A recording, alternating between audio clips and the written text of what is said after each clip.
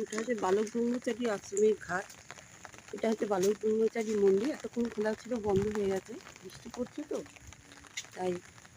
আর এই গঙ্গাটা আপনাদের দর্শন করাবার জন্য নিয়ে এলাম। এই যে বালক ব্রহ্মচারী রাম নারায়ণ রাম। তারপরে এই যে গেট,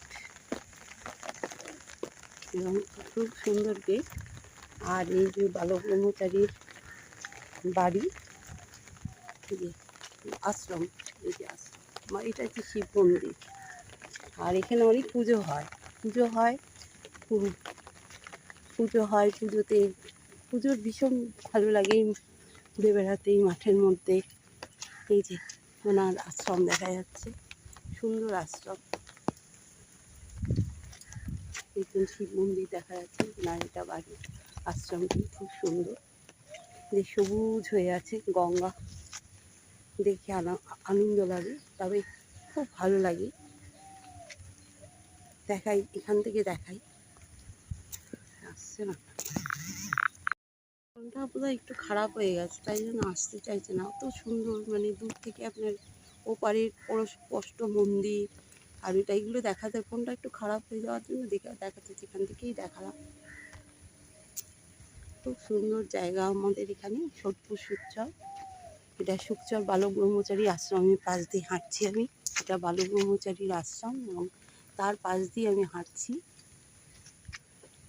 খুবই ভালো লাগে।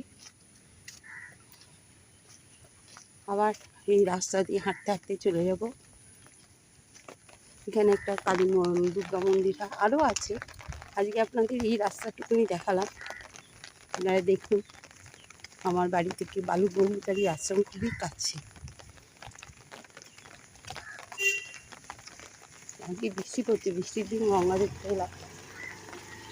আসতে পারা যায় রেগুলারই, কিন্তু বাড়ি থেকে তো বেরোতে দেয় না, তাই জন্য আসতে পারি না। এই যে দেখুন,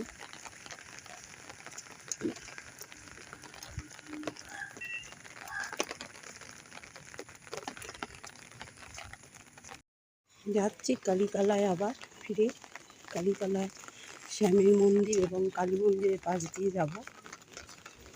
তখন এসেছিলাম, দেখালাম আপনাদের লাইভে।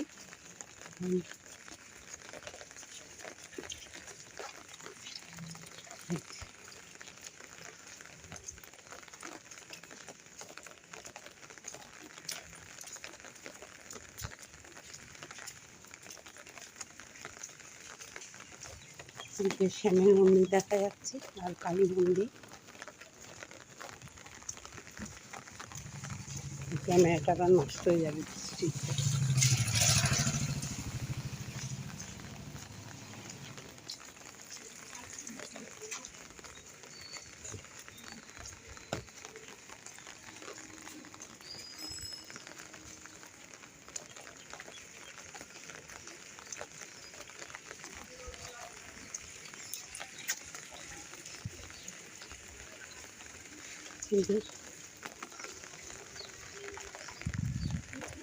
এই যে শ্যামের